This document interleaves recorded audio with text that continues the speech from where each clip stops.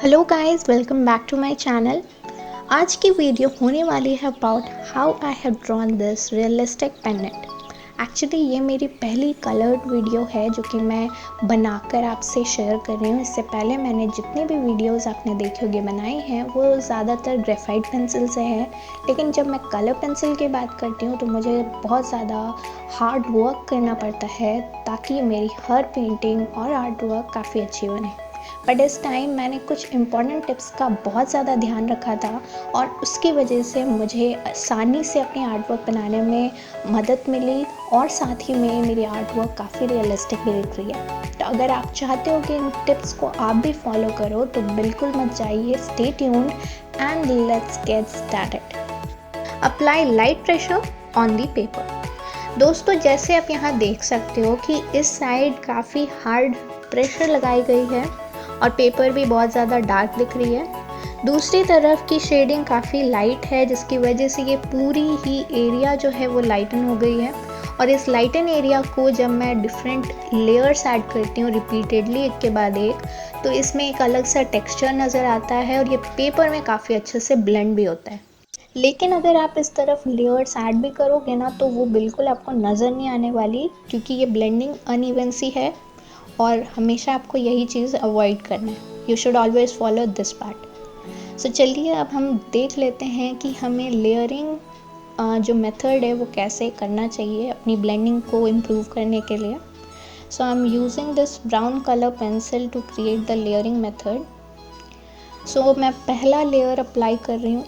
ठीक है, पेपर पे आपको दिख रहा होगा कि बहुत ही लाइटली मैंने पेंसिल को होल्ड किया, इसकी वजह से जो मैं शेडिंग कर रही हूँ वो भी बहुत लाइट नज़र आ रहा है। ठीक है, अब मैं इस पर सेकंड लेयर ऐड करती हूँ। ये मैंने पेंसिल को फिर से सेम मतलब तरीके से पकड़ा है सॉफ्टली, और इसकी वजह से आप एक डार्कनेस देख रहे होगे। इतनी डार्क नहीं बनी, लेकिन धीरे धीरे जितनी लेयर्स आप ऐड करोगे उतना इसमें ऑटोमेटिकली वो डार्क खुद ब खुद बनते जाएगी। दोस्तों, इसका और एक फ़ायदा मैं आपको बता दूं कि अगर आप इरेज़र लेकर इसमें कुछ हाइलाइट्स पे ड्रॉ करना चाहो, यानी इसे इरेज़ करके थोड़ी सा हाईलाइट अगर कर दो तो ये बहुत अच्छे से हाईलाइट हो जाती है। ठीक है, लेकिन अगर आप देखोगे मैं इरेज़र से इस पार्ट को इरेज़ करके आपको दिखाऊं तो ये इरेज़ नहीं होगी अच्छे से। थोड़ी थोड़ी इम्प्रिंट आपको पेपर में नज़र आ जाएगी जो कि गंदी से लगेगी, तो इसीलिए मैं कह रही थी इसे अवॉइड करना है। Always keep your pencil sharp. अगर आपकी पेंसिल भी ऐसे ब्लंट हो तो एक शार्पनर लीजिए और कर दीजिए इसे शार्प।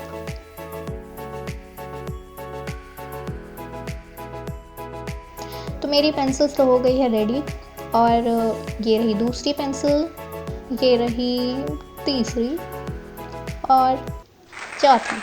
ऐसे ही मैंने सारे पेंसिल्स को कर लिया है शार्प, और अब मैं ले चलती हूँ आपको मेरी आर्ट वर्क के प्रोसेस की तरफ। फर्स्ट मैंने एक रफ़ आउटलाइन ड्रॉ कर लिया है यूजिंग द HB पेंसिल, और अब मैं पहली लेयर ऐड करने जा रही हूँ। क्योंकि ये जो रेफरेंस है उसमें ग्रीन हमारा बेस कलर है, इसलिए मैं ग्रीन से ही स्टार्ट करती हूँ। और हमारा फर्स्ट जो लेयर है वो हमेशा लाइट ही होता है, तो इसलिए पहले मैं ग्रीन से एक लाइट लेयर ऐड कर रही हूँ, उसके बाद डिफरेंट लेयर्स ऐड करके उससे थोड़ा डार्क कर देती हूँ। और हमारा ये जो पेंसिल है ये डोम्स कंपनी का है, तो जो बिगनर्स हैं उनको मैं बता दूं कि जो डोम्स पेंसिल्स होते हैं वो बिगनर्स के लिए द बेस्ट होते हैं। मेरे लिए भी ये बहुत अच्छे से वर्क किए और रिज़ल्ट आप देख ही सकते हो। इसी तरीके से मैंने ब्लैक कलर का पेंसिल लिया और फिर दूसरी लेयर के लिए मैंने ब्लैक यूज़ किया। एक्चुअली जब मैं बेस में ग्रीन रख के फिर उसमें ब्लैक ऊपर से लेयर दे रही थी तो ये ज़्यादा रियलिस्टिक मुझे इफ़ेक्ट और टेक्सचर बनाने में हेल्प कर रहा था। जहाँ पे हाइलाइट्स की ज़रूरत थी मैंने इरेज़र से इरेज़ कर दिया था उस पार्ट को, ताकि मुझे वो वाइट सी जो हाईलाइट है वो नज़र आए। और ब्लू कलर से भी मैंने थोड़ा सा जो पार्ट हमारा देख ही सकते हो कि आप रेफरेंस में कि ग्रीन ब्लू इस तरीके का एक टेक्सचर है, तो इसके लिए मैंने डार्क ब्लू यूज़ किया था। और इसी तरीके से आप पूरे वीडियो को देखिए और जहाँ जहाँ ज़रूरत पड़ेगी मैं आपको बताते जाऊँगी।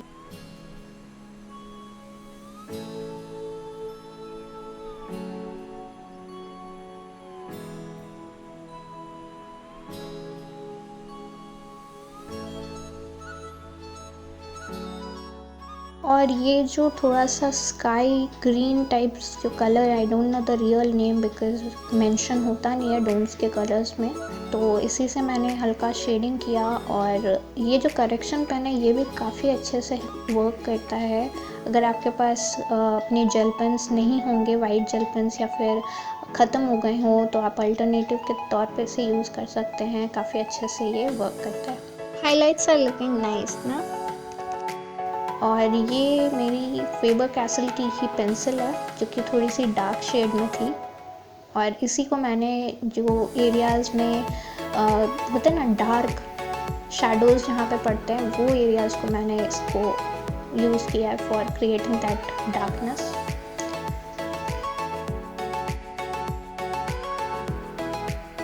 अब मैं इन छोटे छोटे बीड्स को ड्रॉ कर लेती हूँ, जिसकी फर्स्ट लेयर मैं अभी बना रही हूँ। उसकी हाइलाइट्स के लिए मैंने वाइटनर का यूज़ किया है और अभी क्रीम कलर और रेड कलर से थोड़ी सी लेयरिंग की है।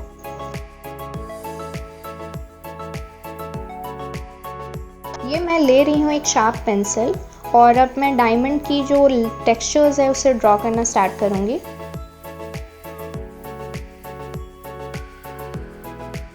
यहाँ पर कुछ शैडोज एंड हाइलाइट्स देने वाली हूँ विद द पेंसिल, और इसकी मदद से आई होप कि जो टेक्सचर है डायमंड का वो खिल कर आए, मतलब रियलिस्टिक सी लगे ड्राइंग। सो देखते हैं क्या होता है। सो जैसा सोचा था वैसे ही बन रहा है and I am happy with this. Beads को मैं सेकेंड लेयर दे रही हूँ with yellow, brown and red colour, और थोड़े हाइलाइट्स के लिए वाइटनर यूज़ किया।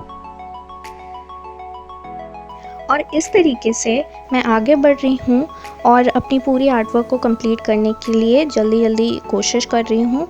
एक्चुअली ये पूरी वीडियो जो है मैंने थोड़ी स्पीड अप की हुई है जिससे आपको बोर ना लगे। अगर मैं ओरिजिनल वीडियो डालती टाइम लैप्स में तो ये 4-5 घंटे की वीडियो हो जाती, क्योंकि उतना टाइम तो लग ही गया था मुझे बनाने में, और बीच में मैंने कुछ ब्रेक्स भी लिए थे, तो वो पूरी अप्रॉक्स मैं टाइम आपको बता रही हूँ। जो भी मैं अभी तक बना रही हूँ उसका जो इफ़ेक्ट पड़ रहा है, रिज़ल्ट काफ़ी अच्छा आ रहा है। और ये जो है तीसरी स्टोन है जो कि मैं अभी ड्रॉ कर रही हूँ, सेम टेक्निक से जैसे मैंने दोनों स्टोन्स को ड्रॉ किया है।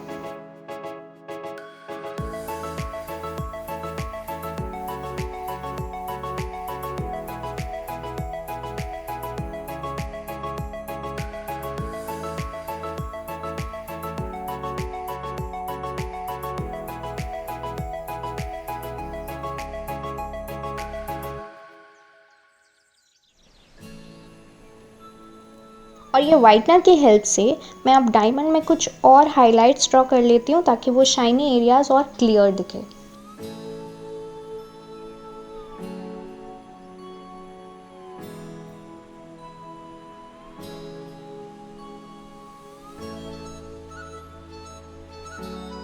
और इसी तरीके से मैंने जितनी बार शेड्स और हाइलाइट्स इसमें पुट ऑन की है, जितने सारे डिटेल्स इसमें डाल रही हूँ, उतनी ही रियलिस्टिक एक लुक आप डायमंड की देख सकते हो इसमें बनते आ रही है।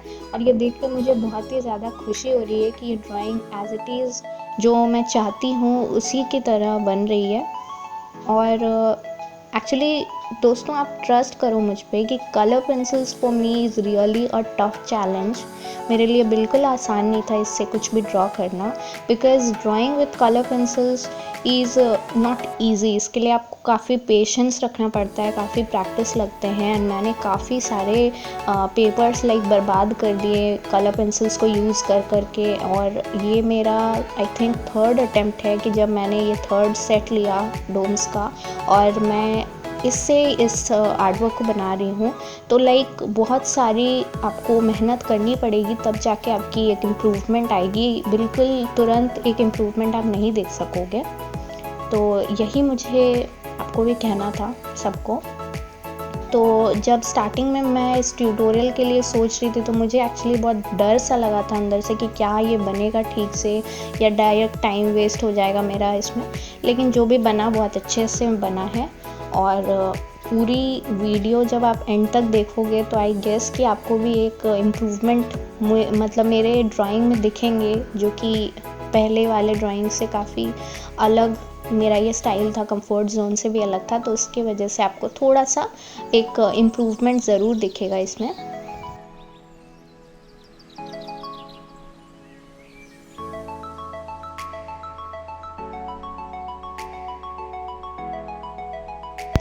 और ये जो मेरी ड्राइंग है वो लगभग कंप्लीट हो ही चुकी है, बस थोड़े थोड़े डिटेल्स मैं दे रही थी।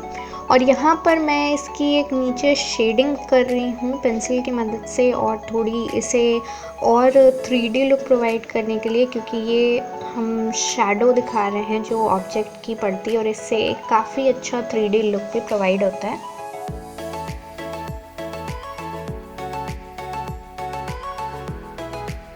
तो आज के लिए तो ट्यूटोरियल बस इतना ही था। अगर आपको वीडियो पसंद आया हो तो चैनल को प्लीज़ सब्सक्राइब कर दीजिए और आने वाले हर नए वीडियोस के लिए नोटिफिकेशन ऑन कर दीजिए ताकि आपको अपडेट मिलते रहे। और बस एक छोटा सा लाइक चाहिए, सारे आर्टिस्ट दोस्तों के साथ इसे शेयर ज़रूर करिए। Thank you for watching.